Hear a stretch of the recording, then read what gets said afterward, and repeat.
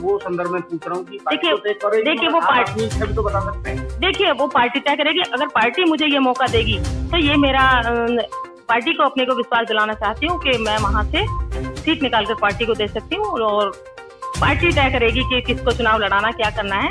हाँ, अगर पार्टी मौका देगी तो उसमें मैं हर प्रकार से सक्षम हूँ, चुनाव लड़ने में सक्षम हूँ, सीट निकालने में सक्षम हूँ। और जनता के अंदर ऐसा नहीं है कि वहाँ संगम विहार कोई अलग हटके है। संगम विहार के अंदर लोगों के अंदर मेरे बहुत पुराने संबंध है, बहुत पुरानी पहचान है, ऐसा नहीं है। लेकिन हमारे यहाँ पर जो है चुनाव लड़ाना ये हमारे संगठन तय करता है। भारतीय जनता पार्टी में संगठन सक्रिय है, जो संगठन तय करेगा। हमारे यहाँ कैंडिडेट होता है, कमल का फूल होता है। भारतीय जनता पार्टी का जो कैंडिडेट है वो कमल का निशान है, कमल का फूल है। हमारे संगठन जिसको तय करेगा तो हम सिर्फ कमल का फूल को ही हम समझेंगे कि हमारा कैंडिडेट कमल निशान है। हमने भारतीय जनता पार्टी को अच्छे महत्वपूर्ण बहुमत से जिताना है। कैंडिडेट सिर्फ भारतीय जनता पार्टी कमल निशान है।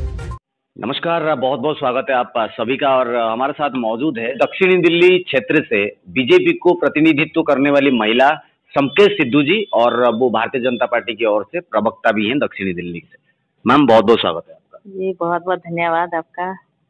तो चुनाव आप सभी को पता है बहुत करीब है, और माहौल भी आप देख ही रहे हैं। दक्षिणी दिल्ली की बात नहीं करूंगा दोस्तों, पूरी दिल्ली में नगर निगम चुनाव बिल्कुल पास है।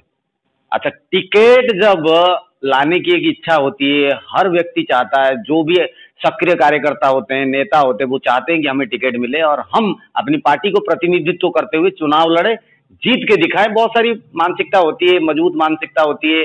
समाज में फिर कुछ करना भी पड़ता है, और टिकट चाह रहे हैं तो जन कल्याण और समाज सेवी की एक रूपरेखा होती है, वो भी जरूरी है।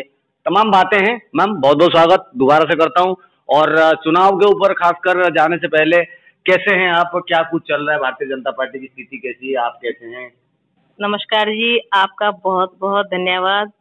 और स्थिति बहुत अच्छी है, बहुत अच्छा चल रहा है।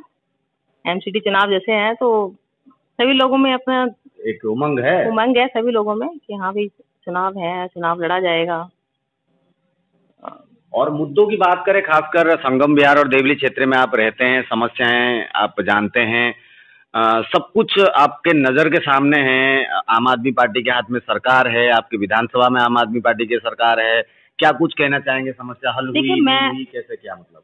मैं 2-3 मुद्दों पे आपको बताना चाहती हूँ। जो क्षेत्रीय मुद्दे हैं, संगम विहार के अंदर मैं पिछले कई वर्ष से रह रही हूँ, और जमीनी मुद्दों को, जो लोगों की मूलभूत सुविधाएं मिलनी चाहिए वो नहीं है। क्षेत्रीय मुद्दों को मैं बहुत अच्छी प्रकार से जानती हूँ।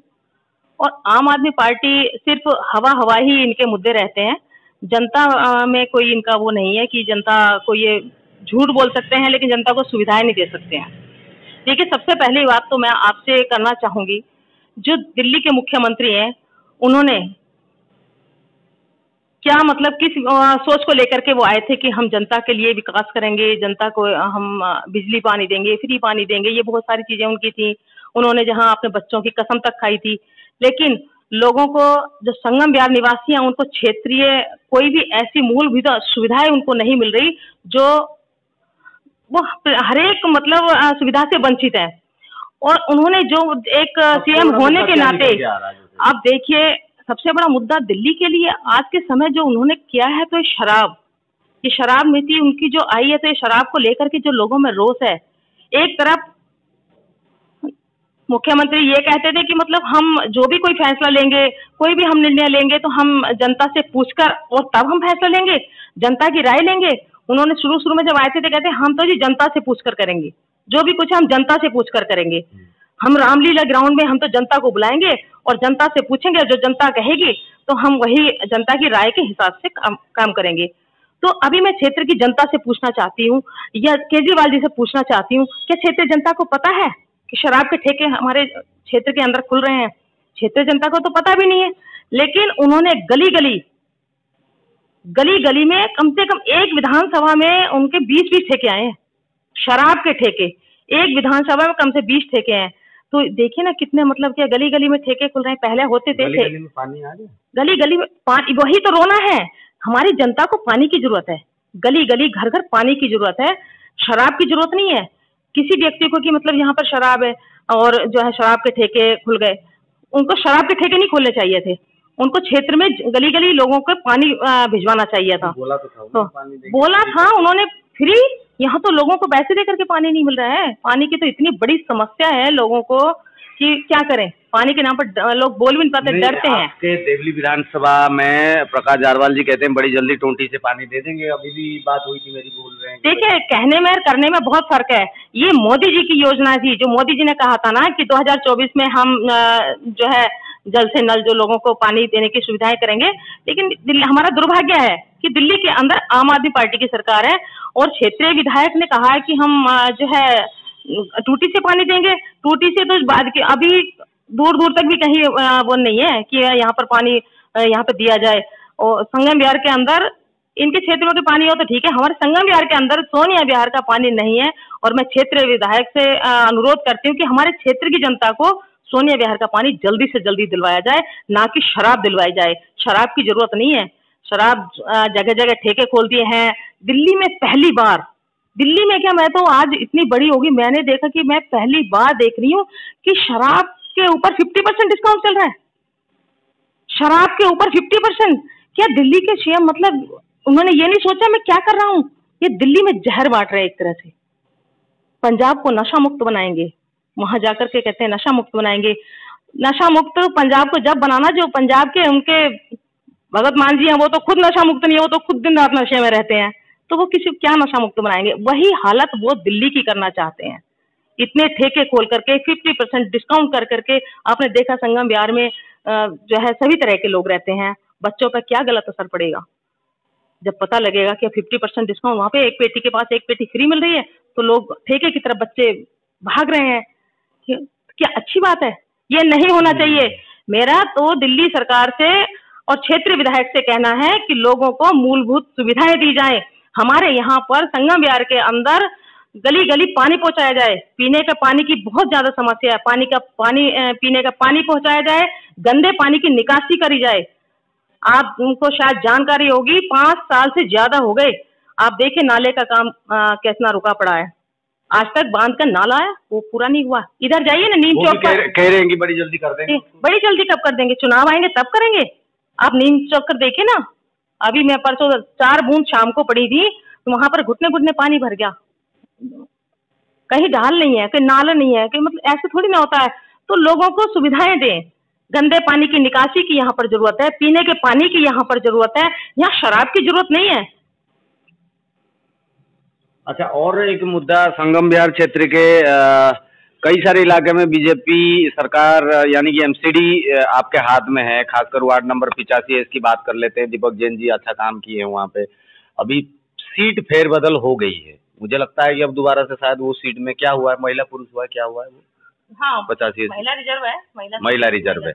तो अब वार्ड नंबर 85 महिला रिजर्व है। अगर आप संगम विहार क्षेत्र में बरसों से आपने काम किया है और आपकी टीम रही है, अभी भी आप लगे हुए हैं, क्या कुछ तैयारी है एमसीडी की? अगर मैं बात करूं, चुनाव की बात करूं, टिकट की बात करूं, संकेत सिद्धू जी की बात करूं, आने वाले दिनों में बीजेपी को मैसेज देना हो, चाहे वार्ड नंबर 85 से महिला रिजर्व हो गई है, तो क्या आप 85 संगम विहार से प्रतिनिधित्व करना चाहेंगे? क्योंकि आपके राजनीतिक कैरियर क्या कहते, आपकी फैमिली, आपके सगा संबंधी, आपकी पार्टी, आपकी खुद की मानसिकता है, क्या कुछ है चुनाव को लेके, टिकट को लेके, वार्ड नंबर 85 को लेके, थोड़ा सा आप विस्तार करेंगे?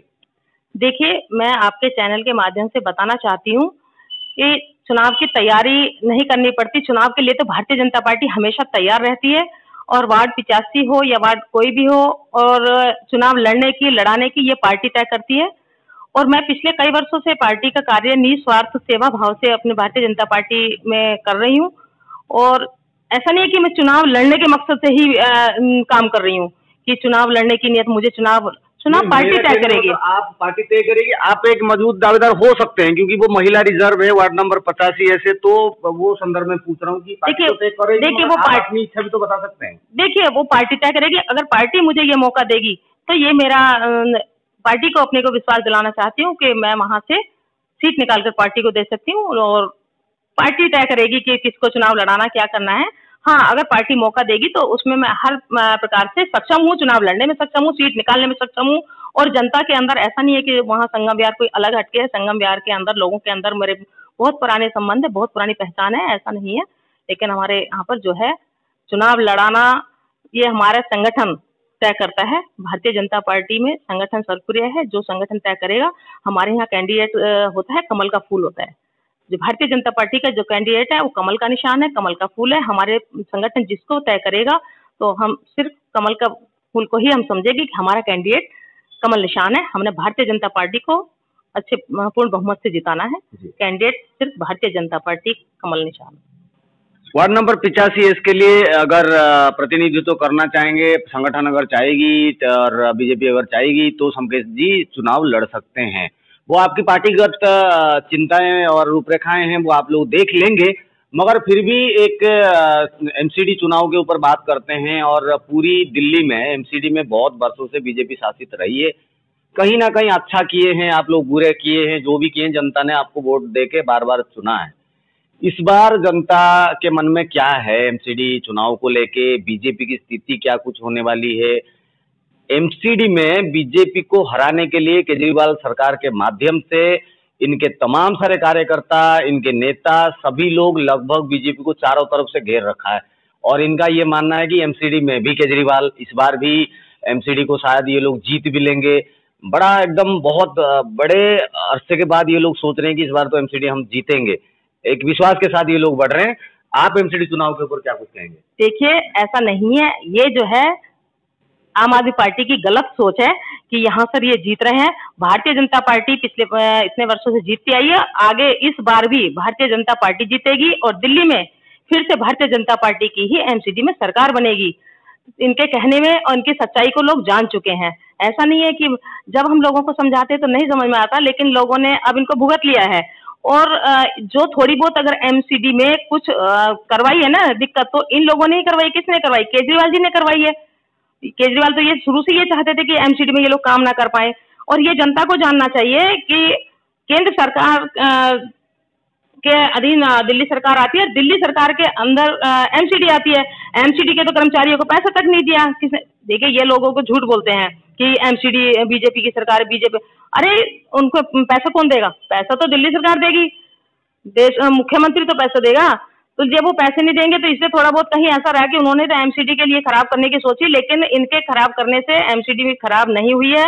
एमसीडी में दोबारा से भारतीय जनता पार्टी की पूर्ण बहुमत से सरकार बन रही है। भारतीय जनता पार्टी ही जीत करके आएगी। ये अपने दिमाग से निकाल दें। इन्होंने जो लोगों को पिछली बार झूठ बोल करके सरकार बनाई कि जी हम बिजली पानी देंगे, फ्री देंगे और 200 यूनिट देंगे। अभी देखिए ना कितने लोगों के कितने बिल आ रहे हैं। बहुत बहुत बिल आ रहे हैं। पानी लोगों को मिल नहीं रहा है। लेकिन अब वो समय गया जो केजरीवाल जी को भी अब लोगों ने अच्छे से जांच लिया, परख लिया, उनको भी देख लिया, उनके कार्यकर्ताओं को भी देख लिया कि कौन क्या कर रहा है। तो इसलिए इसको अपने दिमाग से निकाल दे। आम आदमी पार्टी, भारतीय जनता पार्टी हमेशा तैयार है चुनाव लड़ने के लिए और जीत भी हासिल करके दिखाएगी। फिर से भारतीय जनता पार्टी की सरकार दिल्ली में बनेगी। चलिए, वो देखने वाला विषय रहेगा क्योंकि चुनाव तो अभी माहौल बढ़िया होने वाला है। आप लोग जुड़े रहिए। बहुत सारे समकेश जी जैसे अच्छे व्यक्तित्व और कद्दावर नेताओं के साथ हम इंटरव्यू भी करेंगे। आप लोगों को क्षेत्रगत समस्याओं के बारे में अवगत कराएंगे। एमसीडी में माहौल क्या है वो भी अवगत कराएंगे। सर्वे के माध्यम से जनता की राय भी आपको दिखाएंगे। ऑन द स्पॉट लाइव दिखा करके आपको क्षेत्रगत परिस्थितियों को भी दिखाएंगे।